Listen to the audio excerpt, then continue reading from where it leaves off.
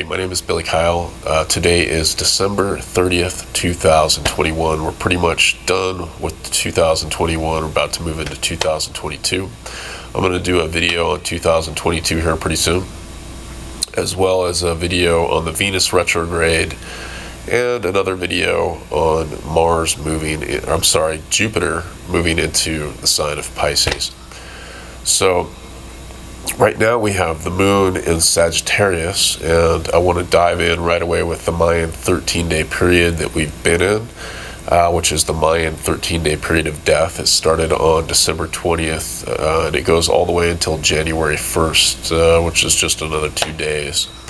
So I'm a little behind, but I wanted to kind of like get this video in there. So the Mayan 13-day period of death and how that sort of conjuncts, flows with Jupiter going into Pisces. So really quick, if we think about the sign of Pisces, most of us are familiar with the traditional classical ruler, which would be Neptune. So, we think about Neptune, but the esoteric ruler is actually Pluto. And so we have the planet of too much, of excess, of magnification, of expansion, of more and more, moving into a sign of obsession, of death, of transformation, of renewal, of regeneration. So that's going to be a key signature for the year 2022 and kind of what it puts to that year, the upcoming year. So there's going to be lots of transformation. Death is something that we don't like to talk about a lot. Death is kind of one of those taboo subjects. Death is not a popular topic. Death, associated with Scorpio, is not one of those topics that you just casually talk about at a party. So it has that element of depth, and most people add an element of fear to it. So if we dive into this Mayan 13-day period of death and how it's sort of lines up with Jupiter going into Pisces, whose esoteric ruler is Pluto, among other things, the Venus retrograde that's going on, which has a theme to death, and I'll get more into that in my other videos, specifically on Venus retrograde. But in the Mayan 13-day period, it's associated and ruled by one of the Mayan deities, Tonatiuh, which is the sun god, and Texistecatl, the old moon god, the masculine aspect. This is kind of a masculine aspect of the moon, and it's in that sense, the moon in esoteric astrology. In regular astrology, it can represent the mother, the feminine, that nurturing aspect, a very Cancerian aspect of nurturing and loving. But in esoteric, it represents that which we must learn to gravitate away from. In fact, we have to break the gravity of the moon. We have to break the inertia of the moon, because that moon represents old, solidified patterns that we actually need to grow beyond. So in evolutionary astrology, it's emphasized that the moon really represents mastery. So wherever the moon is in your astrology chart can represent mastery, what you got down. It's kind of like you are the supreme scientist or the doctor, or you've passed all the tests with that. You've got it down really well. In fact, you've got it down so well that you need to move beyond it. And as long as you don't move beyond it, in a way, it is kind of a death, because you're stuck. You're not evolving. And so it's that idea that we need to break free of where the moon is in our chart and expand into new territory.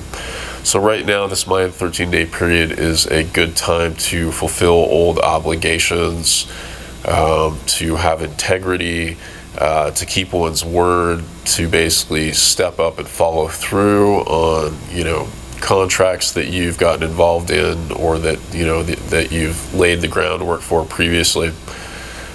Just that key word is integrity, showing up with integrity, And that's really important, in a lot of situations that can sort of translate to different things. But one of the key factors is not allowing yourself to be trampled upon, not allowing yourself to be taken advantage of in a negative way. So let's kind of hold on to that idea, but with this death and transformation and renewal and rejuvenation, it's that idea that death is a part of the process of becoming more conscious, kind of like I just talked about. So, it's the idea that if you are actually evolving, you will die many times in one lifetime, if that makes sense. And I know some of you out there will probably relate with that. So if you're actually evolving, you'll just know, because you'll have gone through many transitions or deaths in one life. I mean, I'm not talking about actually physically having to die. I'm talking about, turning new chapters, living different experiences that brought your ego or your identity self to a death where you had to learn to adapt and transform and move and create either a new character, or it's that you're moving into different aspects of character, personality, only because you're evolving. And that evolution demands that you actually take in a greater experience, meaning that you have a more expanded viewpoint, and that you're not just stuck in a particular thread or a particular narrative or perspective or point of view. So it's that idea that if you're evolving, you will die many times in one lifetime. In fact, you're not actually evolving if you don't die and transform, at least a few times in one lifetime. Sometimes people don't. Sometimes people kind of stay the same. And that can be a generational thing as well. We definitely have seen that with older generations, where in their particular generation, not a whole lot changed for them as a generation or a collective for most of their lives. And then as we go forward, where we're at now, we're seeing like a ton of change, a death and transformation in a very short amount of time, and that continues to escalate. So it's kind of the idea with death is that we don't really own any particular resource, and one of our closest resources is our body, and we don't really even own that. It's kind of the idea that our body is kind of like a bio-psycho spacesuit. It's kind of like our avatar spacesuit that we're inhabiting, that our spirit, that our soul inhabits while we're in this physical dimensional life. And the Mother Earth essentially is renting it to us, leasing it to us. And when our contract is up, it goes back to her. We go back to the Mother Earth. So it's that kind of idea with death, that we can use this time to wisely see that we don't really own anything, not even our own bodies, and that these everything that's given to us is a precious aspect of something that's here to nurture and help us, and that even extends to relationships, circumstances that you find yourself in. So, and with Venus being retrograde right now up until the end of the month, I think it's January 29th, we're going through a review of death and transformation, and a review of circumstantial scenarios. What circumstances in our lives do we have to review? What things that we're attracted to, that we desire, do we need to review? And kind of like I'm talking about here, what in your life do you feel like you're too attached to, or that you own, that you need to gain a larger perspective on? So that can basically be applied to anything that you own, that you're attached to, whether it's a house, money itself, cars, material objects. It can even be Some people view their partners or their friends as their possession, and they become possessive of those things. So it's that definitely that kind of energy of where do you need to look at with that and see where you need to review, and in a way have a death and transform that so that you're not a victim of being attached to particular things. I said that Venus retrograde is happening in the sign of Capricorn, and Capricorn is an earth sign. So, it makes me think of how water is purified when it moves through the earth. So this is also kind of a symbolic of, if we think about water is related to our astral body, to our emotions. And so when you put it through earth, there's that purification. It's the taking away of toxins, unnecessary metals. It's like when you put it through there, then it's actually drinkable, then it's purified.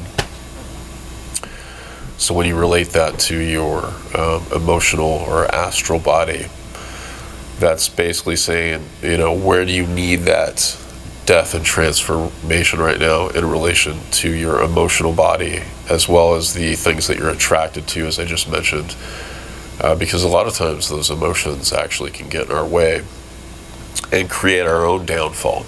We create perspectives in ourselves that are negative, emotionally charged, negative. Those emotions are connected to the thoughts, and then it creates negative outcomes based on the stories that we create, and then we project it out into the world, and then we get our karma, we get the results of what those things are. So this is a great time to look at that. Some of the aspects going on right now within this 13-day period. Yesterday, December 29th, we had a conjunction between Mercury, associated with the fourth ray of harmony through conflict. There's a conjunction between Mercury, Venus, and Saturn, and so Venus is associated with the fifth ray of concrete knowledge and science, and then Saturn in Aquarius, and so there's with Pluto, and Pluto is associated with that first ray. So we have that Plutonic energy, that willful, compulsive energy wanting to evolve and move forward, and it's in that conjunction with Mercury, the mind, and Venus, the synthesizer. Venus, the planet of love, and so I see a lot of this as this is a time of death and transformation of a lot of the narratives that are going on right now. And if you tie that in with that fifth ray and that fourth ray, we have to go through that harmony through conflict. We have to go through that conflict to get to the harmony. We have to actually tackle and take responsibility for the scenarios and stories and narratives that we're living through, and transform them and synthesize them with that Venus. And that Venus going retrograde, it's a huge time to resolve and review and re-observe. That review is that key word with all retrogrades. Our feelings, our desires, our attractions, and how they're aligned and kind of glued to our mind, that Mercury, the thoughts in our mind. And there's going to be a real strong, willful push right now to do that. So, with that theme of death, there's going to be a very strong push, like an evolutionary push, for the death and transformation of our ideas and narratives right now on how we're dealing with things in the world. And I'm especially highlighting things that have been happening since 2020 and how we're approaching that and dealing with that. Mercury just went into its shadow phase yesterday on the 29th, and it basically goes retrograde on January 14th. So that's going to add to this reviewing aspect. We're going to have to, many people are going to have to go through a death process. This doesn't have, necessarily translate as people dying, because, that can happen all the time, and it does happen all the time. But it's more of the death process of having to give up what we're attached to. You know, that's that story of Inanna going into the underworld to meet her sister Ereshkigal, which is synonymous with Venus and Pluto.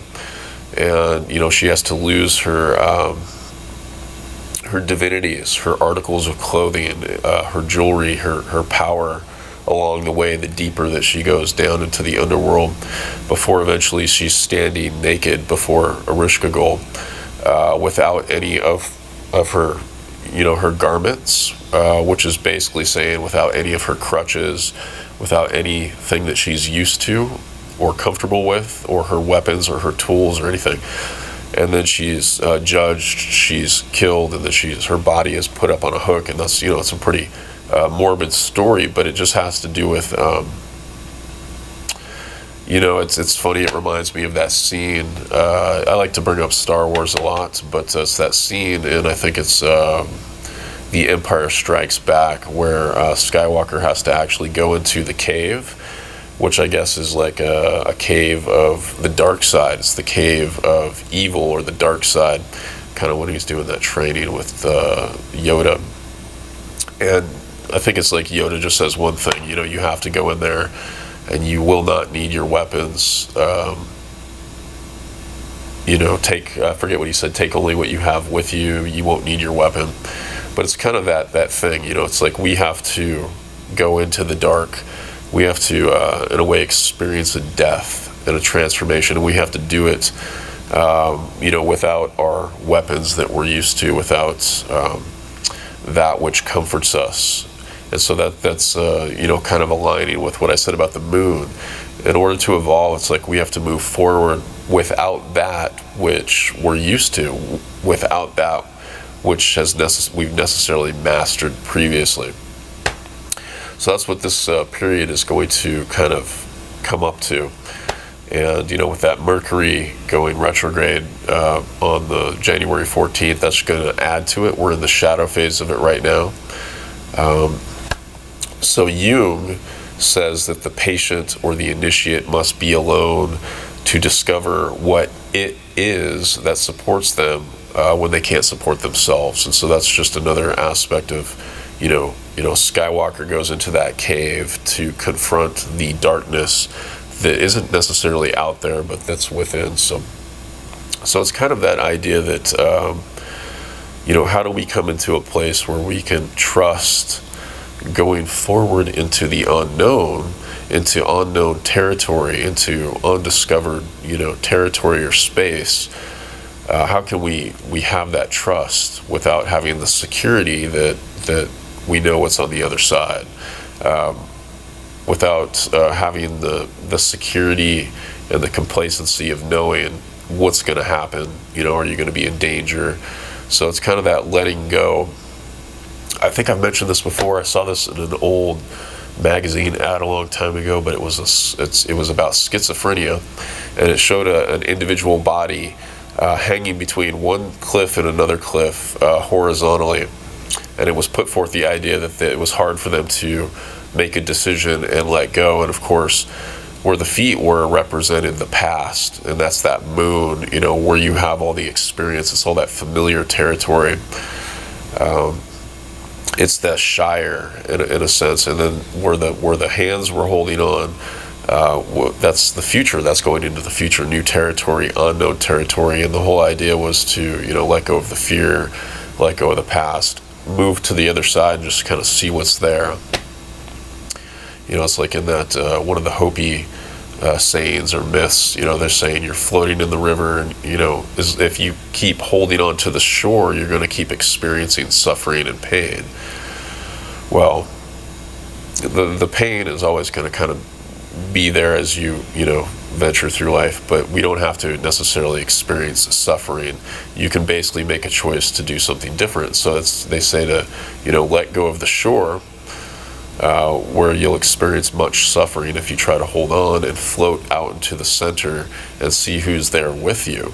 So this is definitely a time of having to let go of the shore, floating out to the center of that river, and even if it means insecurity, in not knowing where you're going, and see who's there with you. So when I think about this whole idea of how do we learn to trust, it's the idea that death compels us to discover this trust.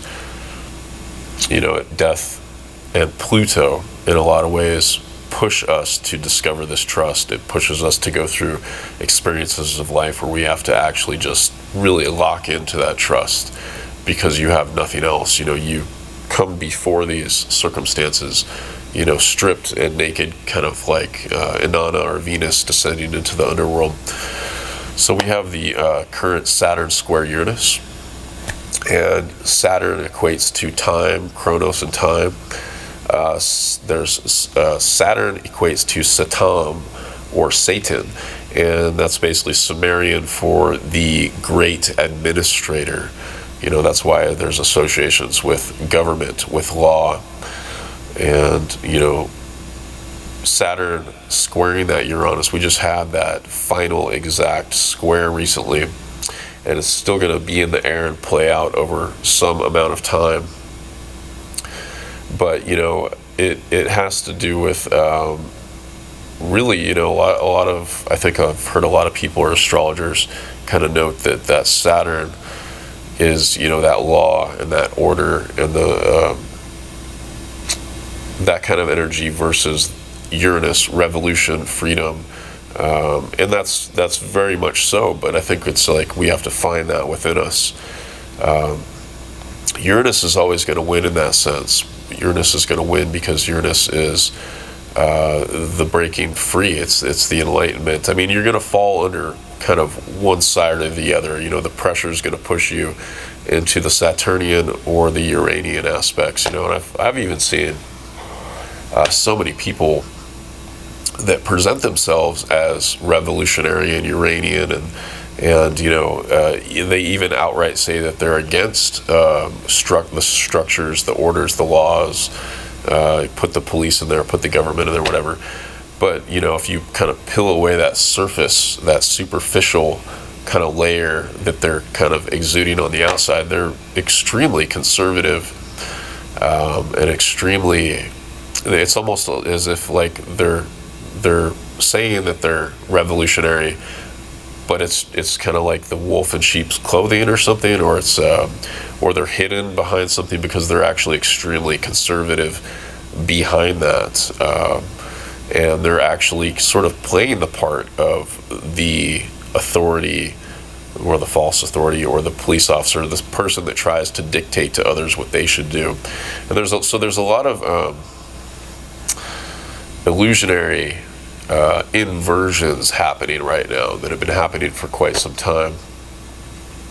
And sometimes it's the element, it's the energy of death that brings clarity to those things. So in a lot of ways, a lot of people's illusions or false outer garments need to die and allow a more clear view of what's really going on. What are the true colors that are happening behind those false fronts? So on January 1st is the Mayan day 13 knife. We have the aspect of Sun trine Uranus, so the energy is really supportive of this Uranian energy coming forth, the revolutionary weird. Uranus can represent the weird, the strange, and awakening, enlightenment coming forth, and the sun is really supporting that. At the same time, though, we have the moon moving into Capricorn, so in the here and now, people are going to be feeling that pull towards not making waves, to stick with what is conventional, with what is traditional, not rocking the boat, aligning with what feels most secure. Yet that Sun-Uranus energy is really going to sustain and push us to break through those emotions, because in a lot of ways we must realize that we truly are not our thoughts, and we are not our emotions. We are just the vessel, or the medium through which they occur, through which they pass through. And with that kind of aspect, we also have Mercury moving into Aquarius, and I think that's going to be extremely helpful. in the sense that it helps give us that witness perspective to see from a greater distance. It helps pull us out of those emotions. I want to note in just part of this report, I'm going to kind of end this report here pretty soon, but if you've never read the book by Martin Brofman called Anything Can Be Healed, I highly recommend it. I wanted to read a quote from Brofman really quick. So he quotes, "The natural state of your consciousness is balance. Healing is a return to your natural state of balance and wholeness. In our society, you have been taught to orient yourself towards the belief, which is Sagittarius, that the cause of illness or injury are outside yourself. And while this is indeed true on the physical plane, it is also true that this only happens when the conditions in your consciousness permit it."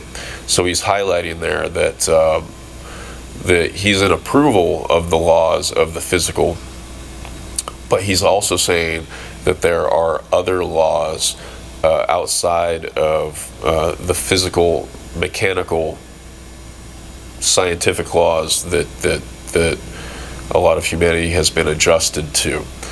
So he goes on to say, if you continue to orient yourself towards seeking outer cures and outer remedies, you tend to not see the conditions, which is Venus, and also the dark side of Neptune. So you tend to not see the conditions in your life and the tensions in your consciousness that correlate with and in fact create the symptoms on the physical level. Then you see yourself as a victim of your environment. You also tend to not clear the tensions from your consciousness that stand between you and the health and happiness you seek. So, you can replay that if you need to hear it again, but it's just, it's an amazing book, and I highly recommend you dive into it and sort of play around with some of the concepts. But the main concept is that which manifests physically as an issue or an ailment or a problem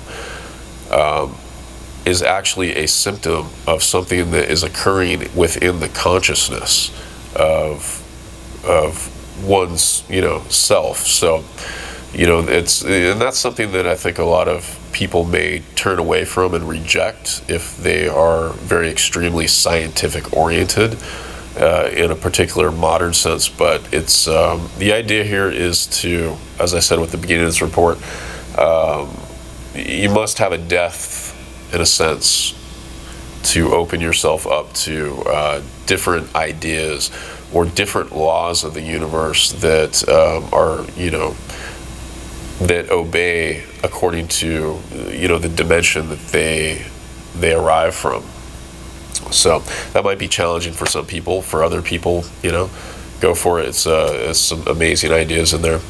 So, with that, I want to say it's like, what kind of spell has been cast over people as to make them believe that they are sick when they are actually not? I can't think of any particular point in time when there was so much paranoia, or where somebody took an action, for instance, when there was nothing to really validate that action. For instance, it's like, when do you ever go to a doctor when you're feeling good? It's like, have you ever taken your dog? Well, sure, I'm sure you've taken your dog to the vet for a checkup, but do you ever take your dog to the vet for a very serious issue when the dog is not exhibiting a serious issue? It's just kind of like you see a lot of the extreme paranoia going on with what people think they might get. So, with that, I wanted to bring up maybe some good questions. That Mercury in Aquarius means, get some objective distance to ask questions that are removed from one's, personal emotive self. And some of these questions that may be good to ask would be, is the neurotic and obsessive paranoia of getting sick actually a symptom of a deeper sickness which needs to be healed and brought back into balance, harmony, and wholeness. Another question: is the neurotic and obsessive paranoia of getting sick actually contributing to the outcome of being sick, which it is supposedly intended to prevent?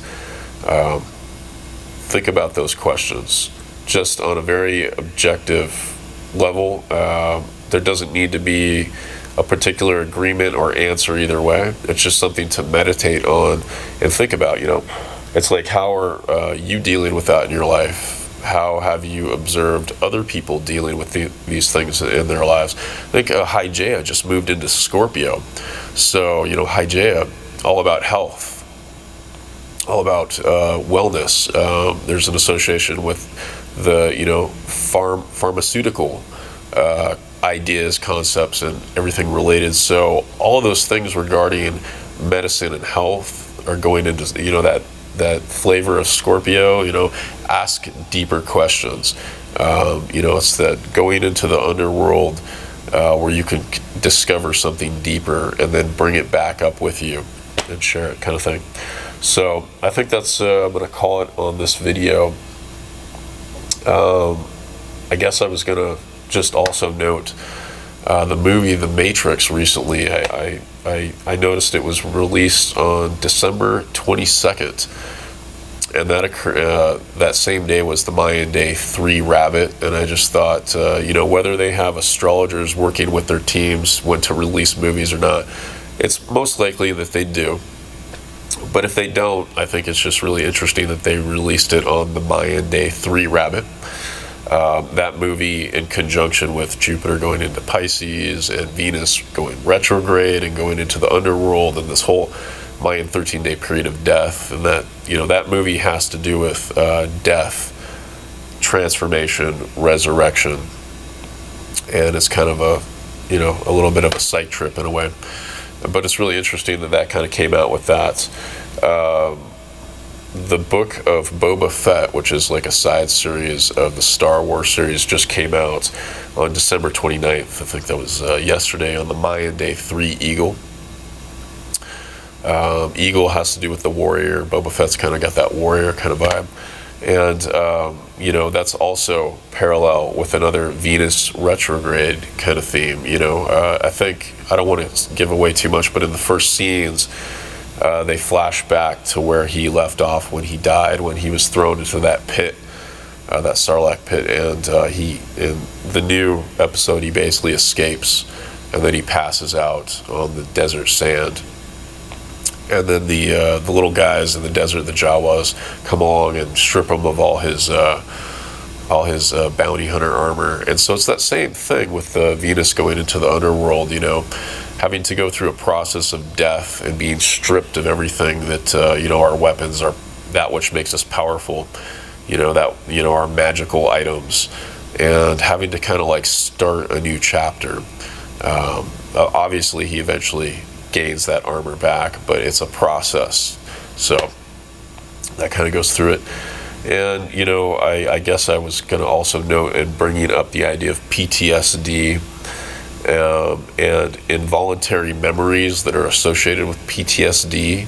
And I'm bringing that up because, it's kind of associated with death, and this theme of death in this report, and everything that's been going on.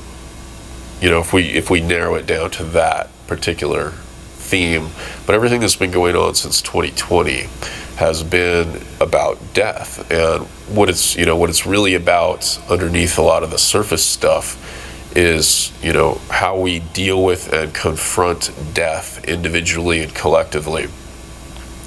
And death has an intimate relationship with initiation. When we go through a death, we go through an initiation.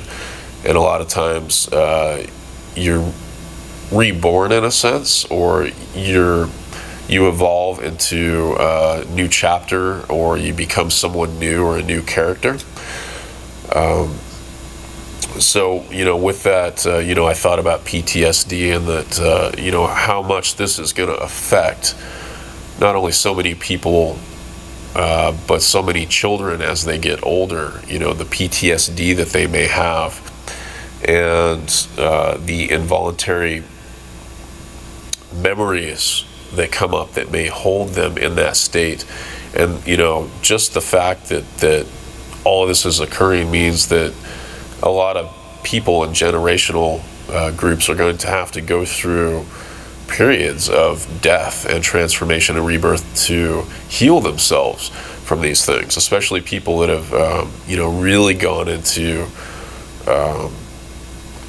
spaces of paranoia and fear, and you know, they're going to have to go through a death and a rebirth process of climbing back out of that hole, so to say, in order to come to their place where they're whole again, where they're holistic, where they are balanced and healed. And, you know, that's really sad and fascinating all at the same time. But that's the work that we have to do going forward. We got to show up for other people in our lives and for ourselves, and make sure that we are in a balanced state. And then there was the other idea that's kind of associated to that some people actually keep relationships with the dead, and those relationships actually evolve as they move forward.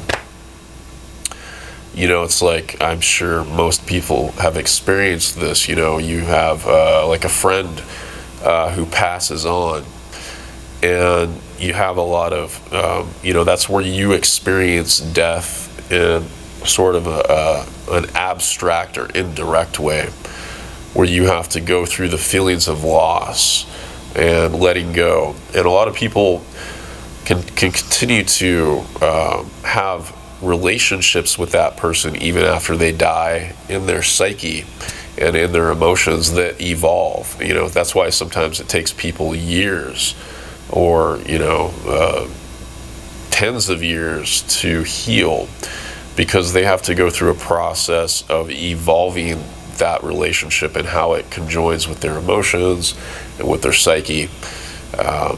But, you know, it's been shown that some people go through these ephemeral relationships, these ghost-like relationships.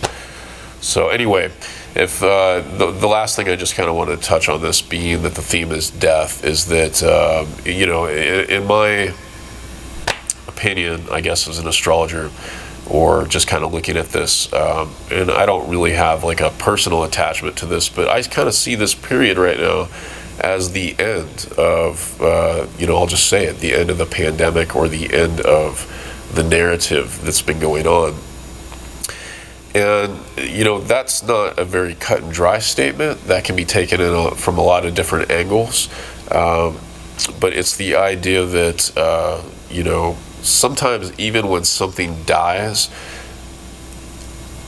even though it's completely gone, like it's actually gone, it can be carried on further and further, as long as as long as people continue the story in their minds, continue the narrative in their minds.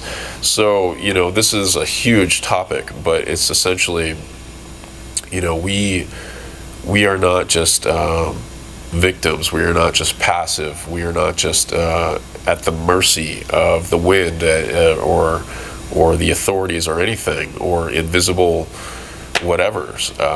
We actually co-create, and part of this whole process that we're going through right now is to awaken us to the fact that we do co-create our world.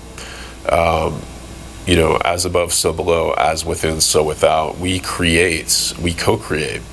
So you actually have the power to help create the future that you are walking into step by step. And I see this as a really interesting time, where it is at the point with this Venus retrograde, Jupiter moving into Pisces, you know, and all these themes going on, that it is the death. It is time for the death of those particular narratives, and for the actual manifestation of these things that have been going on. It's not simply just like, I want that to be. I see it as this kind of is the end of that narrative. But what happens when something is actually like does die or move? You know, it is removed from the stage. Yet it continues to exist. That's called a ghost, essentially. It's an apparition. So I think a lot of what we may see moving forward will, you can kind of look at as kind of apparitions of what once was, and what was once something to be taken in a particular serious perspective. But moving forward, it's like, you're going to have to determine the difference between what is real and what is ephemeral. What is really happening and what is a manifestation or phantasmagoria of the psyche. So anyway, just throwing that out there. I'm sure I'll talk about that quite a bit more. And I say all this with the utmost love for all of you. So much love to you. My name is Billy Kyle, and have a good one. Bye-bye.